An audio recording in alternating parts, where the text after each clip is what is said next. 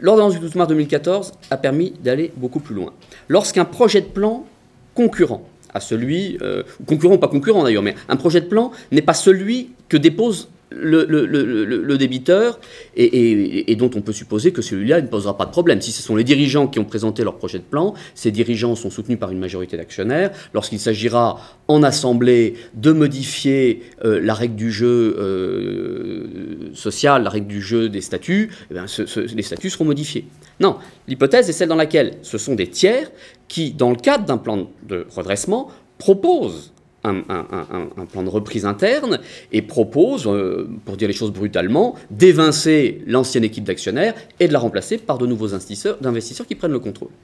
Eh bien, un nouvel article a été inséré dans le livre 6 par l'ordonnance du 12 mars 2014, c'est l'article L631-9-1, qui permet, pour les besoins de la reconstitution des capitaux propres, à l'administrateur judiciaire de solliciter la désignation d'un mandataire chargé de voter au lieu et place des actionnaires opposants, comme on les appelle, c'est-à-dire de ceux auxquels a été posée la question de savoir s'ils acceptaient de voter une modification du capital, comme dit le texte, qui n'est pas une formule très claire. Qu'est-ce que la modification du capital?